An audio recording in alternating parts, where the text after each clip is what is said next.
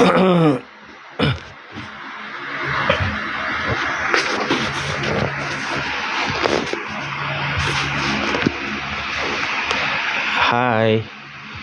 good evening. Ayan. Ituloy na natin guys yung kwento ko about yung si Third Eye. Okay. So, doon sa mga hindi pa first time lang na nakinig sa live ko, may mga previous akong live na kinukwenta ko yung tungkol sa nangyari kay Third Eye. Tawagin na lang natin siya si Third Eye. Okay. So yung nakaraan yung kinuwenta ko, browse nyo lang yung yung mga videos ko nandun. Ang pamagat episode 1 yon, pamagat nun is Abuloy. Yon. So yun yung kwento about Third Eye. Okay. So now ang kukwento natin ngayon, ang pamagat ng kwento natin ngayon is ano yung pangalan? Motor. Okay. Again, this is based on true events. Okay. So ang naiba lang dito is yung mga pangalan ng taong involved. Syempre, iibay natin kasi again may data privacy law tayo. So hindi natin pwedeng gamitin yung nila, yung mga pangalan nila. Okay. So ano yung kwento ngayon? Okay. So one night kasi nagda-drive si Third Eye. Okay. Si Third Eye ay isa tong tao na may third eye. Kaya Third Eye ang tawag natin sa kanya. Okay, so si Third Eye nagda-drive siya. And then along Sukat Road.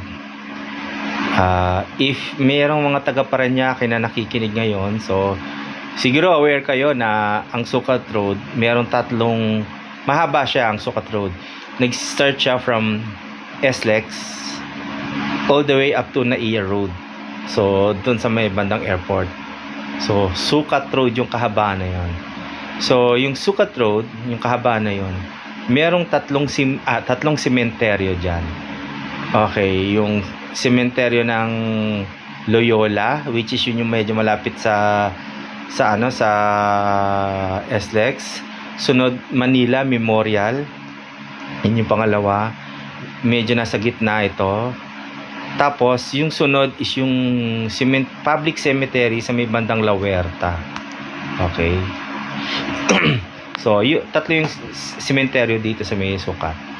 So, yung specific na sementeryo na rito sa kwento na ito is yung Manila Memorial. Okay. Medyo nasa gitna kasi yung Manila Memorial na yun. Kung galing kayo ng Baclaran along Sukat Road papuntang BF, bago dumating ng BF. Okay.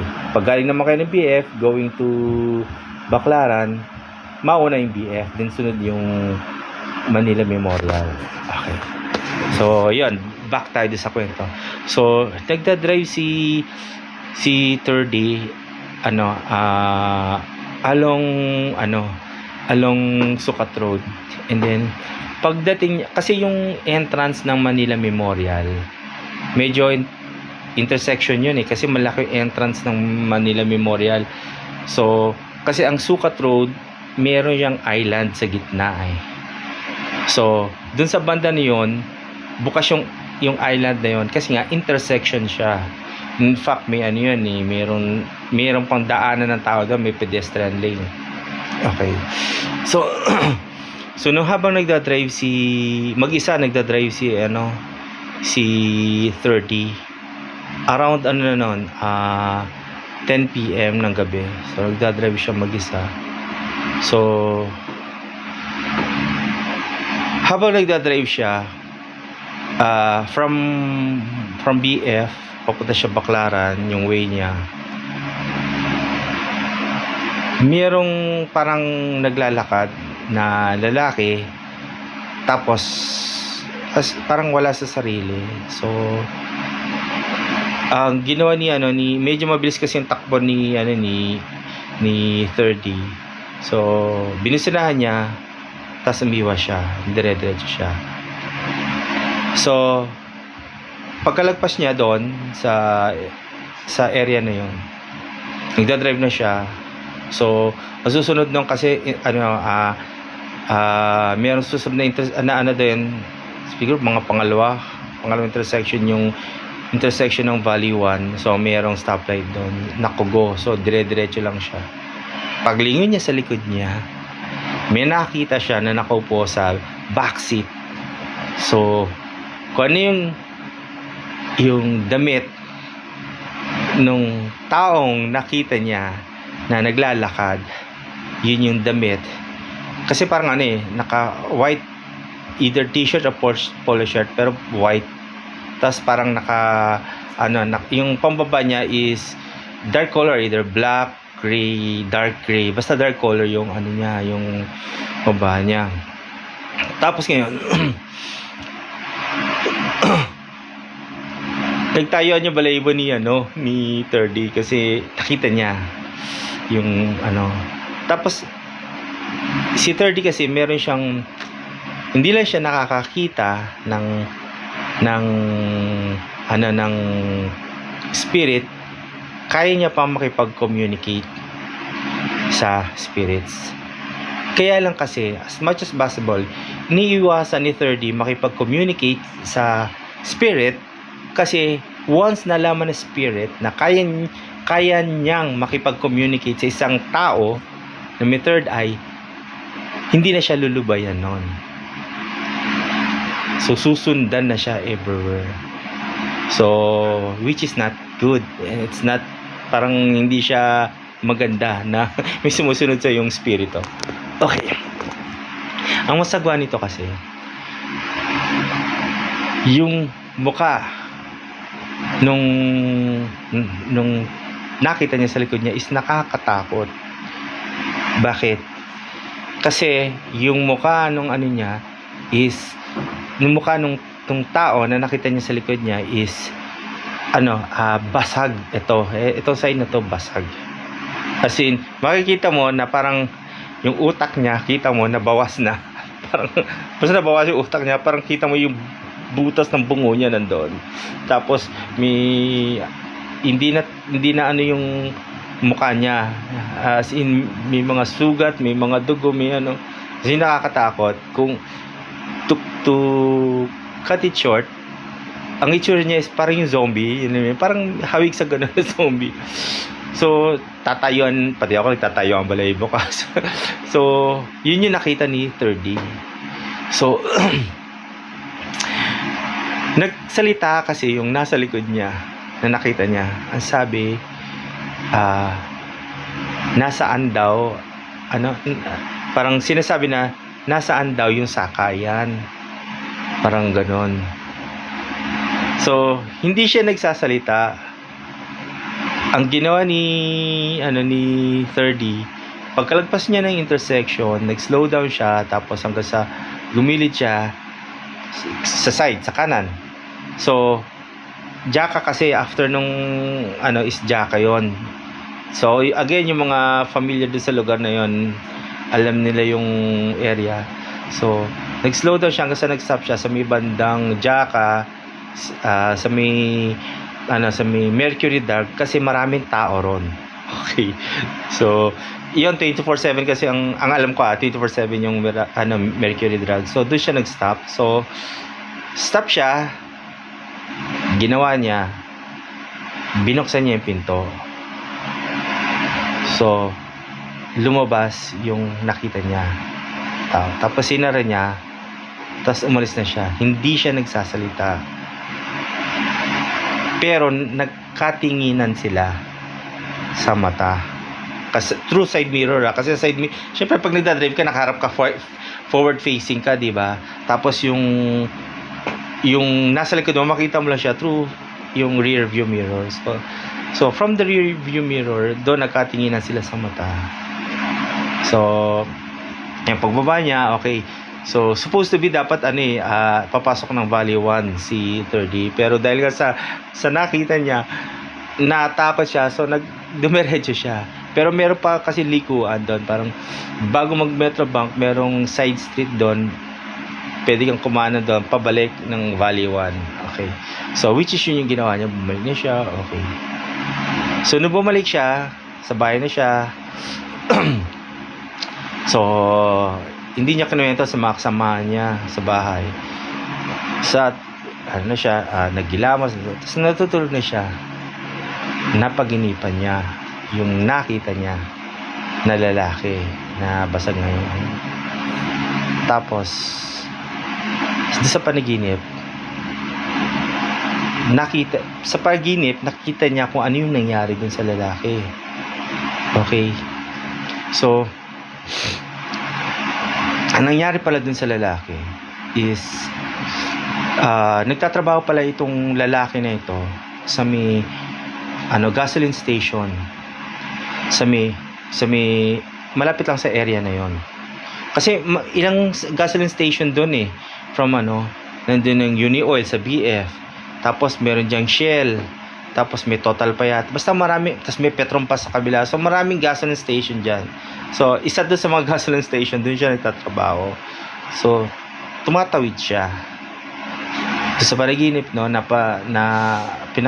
nakita sa panaginip ni 30 yung nangyari dun sa lalaki. So patawid yung lalaki, tapos na yung duty niya sa work niya, patawid siya.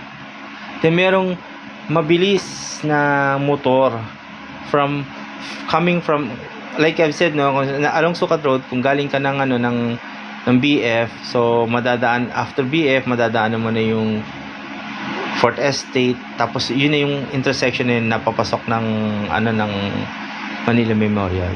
So merong isang isang motor na humaharurot. So sa sobrang harurot niya, so itong tumatawid na lalaki nagulat, so nagsteady siya. Kumbaga, di ba usually ganoon naman tayo pag yung nagugulat tayo, lalo na sa kalsada tumatawid tayo, ang tendency is tumigil ka, di ba? Hindi ka, kumbaga, hintayin mo kung ano yung mangyayari, stop ka lang. Ang nangyari kasi doon, eto si kamote rider, ang bilis niya, sa sobrang bilis niya, in-anticipate niya, instead na mag-slow down siya, mag-slow down siya at ultimately mag-stop sana para mapatawid niya yung hindi. Maharurot siya at dire-diretso ang tulin niya. Ngayon, iniisip kasi ni rider na dediretso ng tawid yung lalaki. So, ang ginawa niya, hindi niya iniwasan si lalaki, as in diniretso niya kasi alam niya yung lalaki iiwas dahil nga tatawid. Kaso nga umistop si lalaki dahil nagulat siya, nataranta siya. Ang bilis kasi. So, nasalpok niya. Sa sobrang lakas ng salpok nung motor, si lalaki napunta sa kabilang side. Napunta siya sa kabilang side. So, sakto may dumaraan na truck. So, nagulungan siya. Kaya yun yung itsura niya na puro dugo siya, basag ang ulo, nakakatakot talaga yung itsura ng lalaki.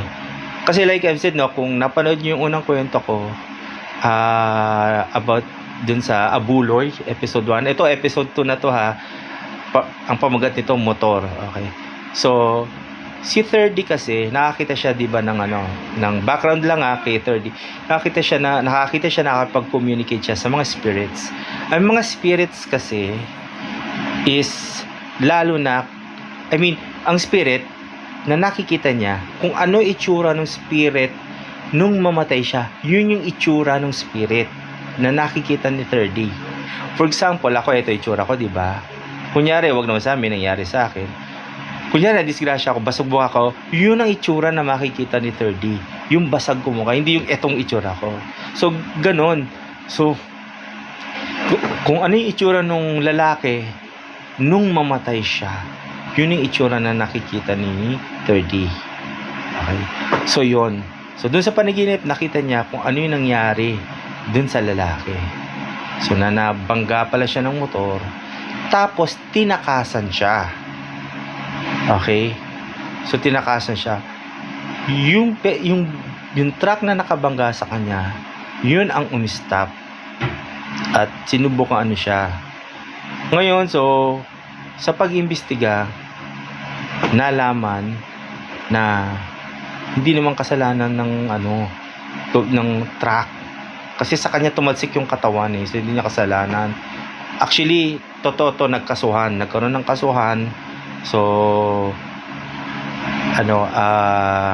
napalaya rin tong truck driver kasi sa umpisa pa lang na-determine na hindi kasalanan ni truck driver. Wala siyang kalaban-laban. Nasa kabilang side siya So wala siyang kasalanan. So ang inano nila is itong kamote rider na tumakas.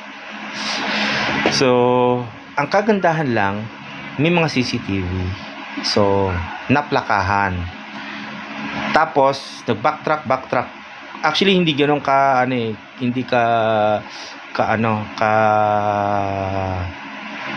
kaganda yung unang CCTV sa kanya. Pero dahil na sa backtrack, nakita doon, ultimately, kung saan pumunta yung rider at yung malinaw na plaka nakuha. Kaya ako sinabi naplakaan. So, nagkasuhan talaga ito. Actually, hanggang ngayon, tuloy ang kaso na ito. Okay? So,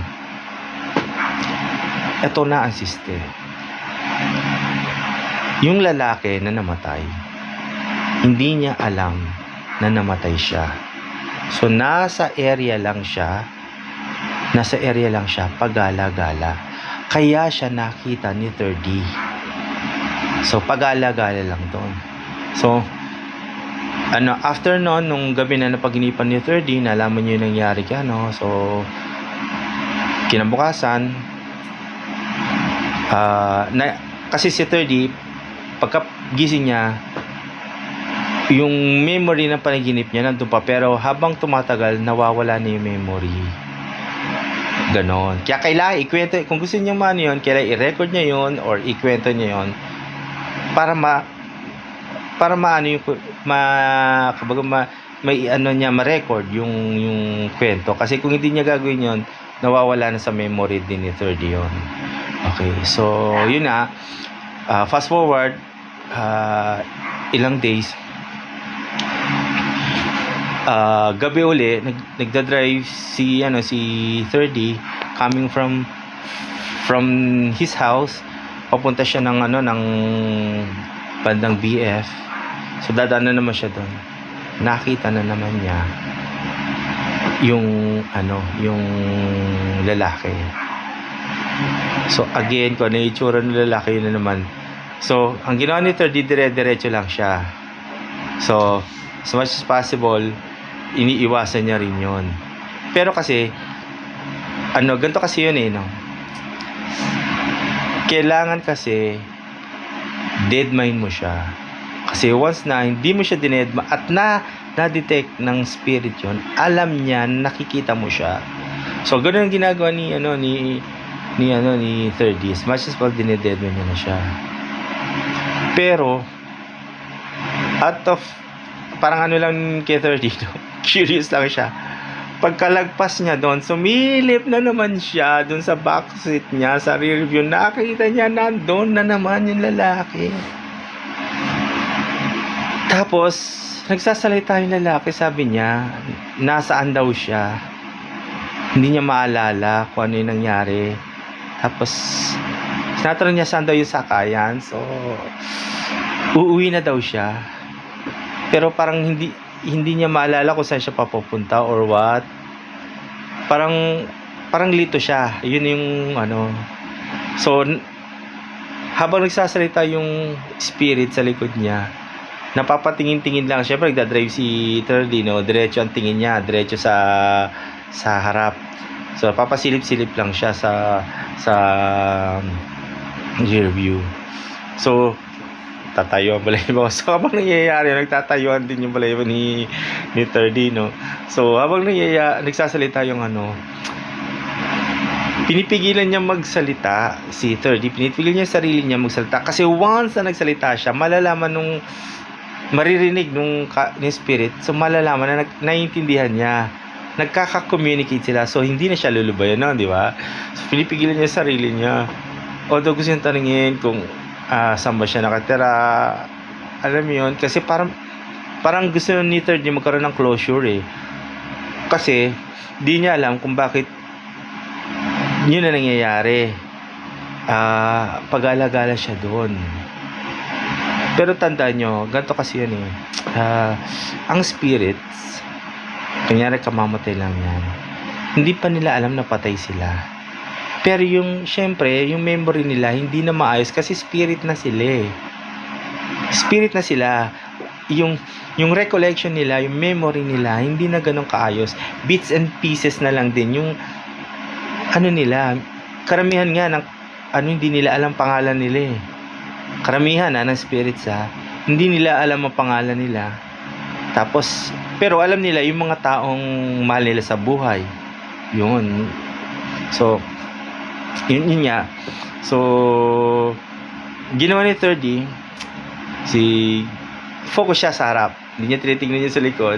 As much as possible, hindi niya pinapakinggan. Tapos, diretso na siya. So, sabihin. So, okay na yun. Tapos, pagbalik niya, pag-uwi niya, dadaanan naman ulit siya doon. So, around mga 11 or 12, pagdaan niya, wala doon. Wala yung lalaki. So, nakauwi siya. So, pagtulog niya, yun. Nakapaginipan niya uli yung lalaki. So, doon sa panaginip niya, paikot-ikot yung lalaki. So, napaginipan niya na etong lalaki, merong nagdadrive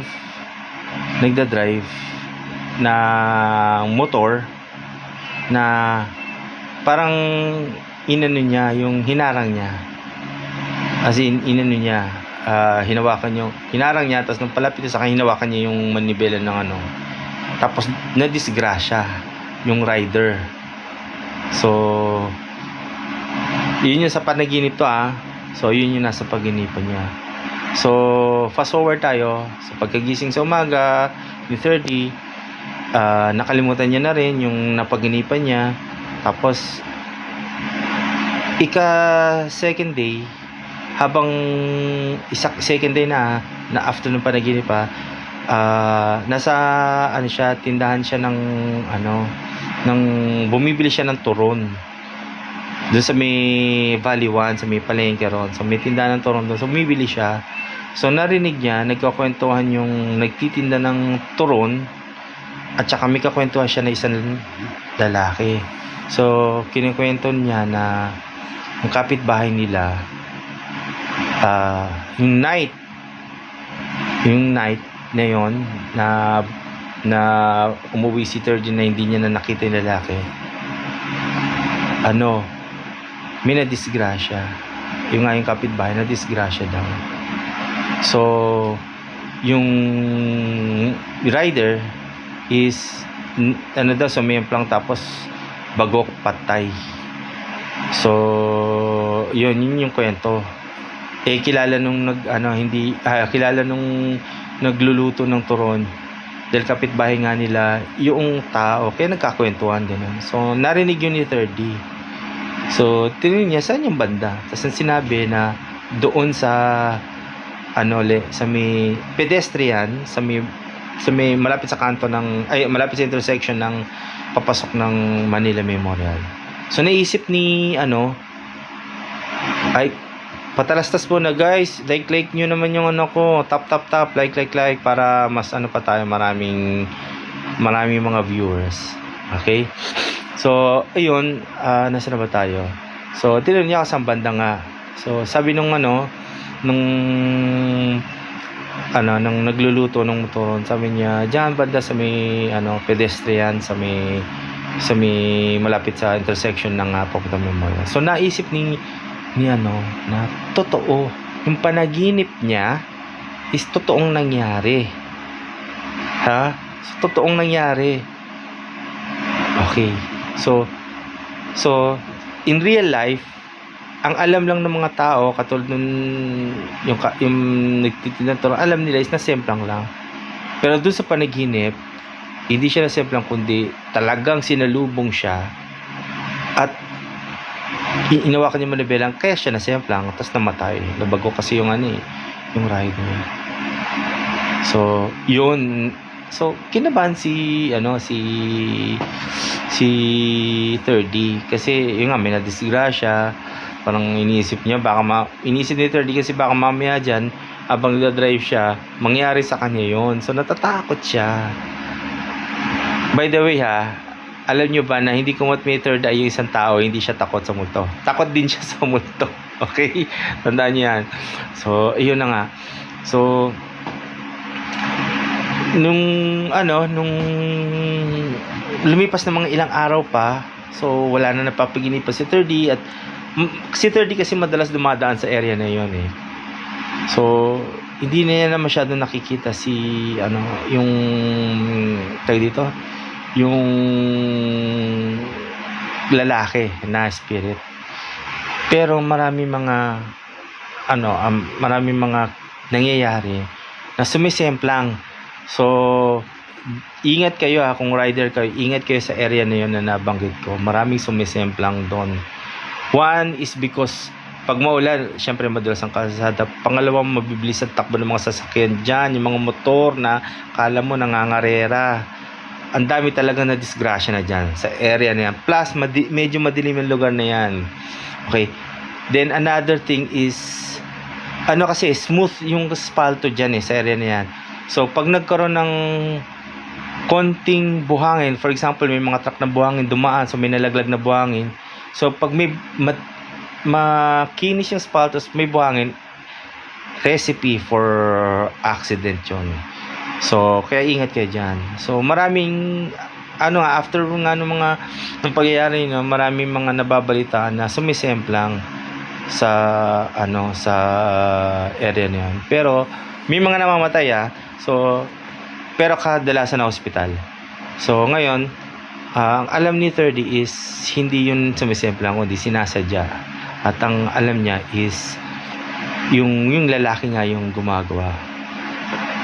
Okay, so since lumipas na yung ilang buwan, okay, so hindi niya na naalala yun hindi niya na napapaginipan Tapos lumapit sa panaginip niya, lumapit si yung lalaki, yung spirit. Tapos sinabi niya na uuwi na daw siya, tapos na daw yung pakay niya. So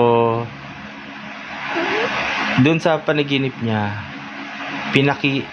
pinakita ng spirit doon sa panaginip kung ano yung nangyari. So ito pa lang itong yung nag-hit and run sa kanya, yung pumatay sa kanya, dumaan uli sa area na yon. At the usual, humaharurot na naman siya. So ang ginawa nung spirit, nung habang matakbong mabilis ang takbo niya, inano niya yung manibela, sumemplang patay yung rider. So kaya siya nagpapaalam kasi tapos na, parang mission accomplished na siya. Yun, the next day, paggising ni 3D, na niya sa balita, may nadisgrasya nga at patay doon sa area na yun. So yun nangyari. So nakakalungkot na may mga ganung pangyayari. Actually ako, naawa ko din sa mga taong nadamay na rider na perwisyo ng spirit, kasi wala naman sila kinalaman, pero dahil sa isang rider yung pumatay sa kanya or nakapatay sa kanya, syempre multo yun hindi niya naman, kumbaga wala siyang masyadong memory, wala siyang masyadong isip para masabi, ay, hindi ito pumatay sa akin, di ba? Para sa kanya, lahat ng rider, ito pumatay sa akin. So, ganon. So, yun nga, sad na maraming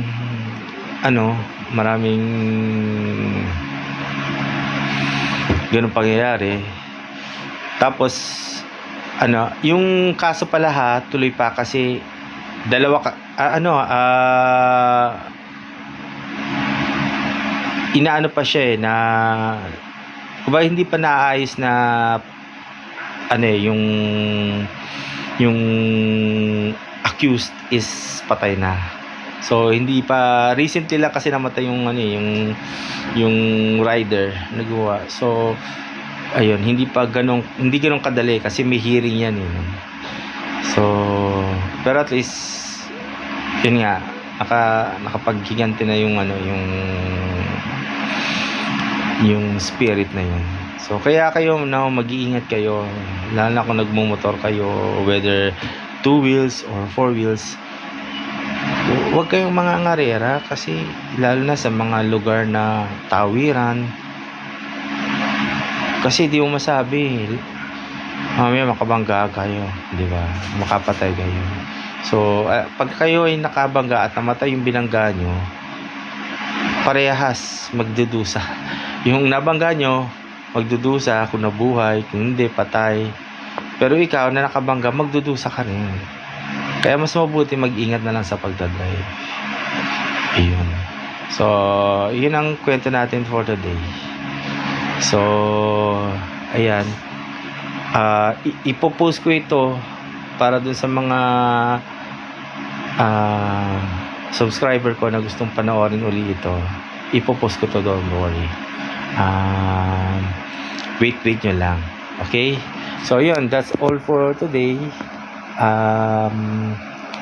Next time uli, hopefully meron tayong live at merong uling kwento si 30. Ayun. Okay, sige. Bye-bye. Ay, ayaw makansel.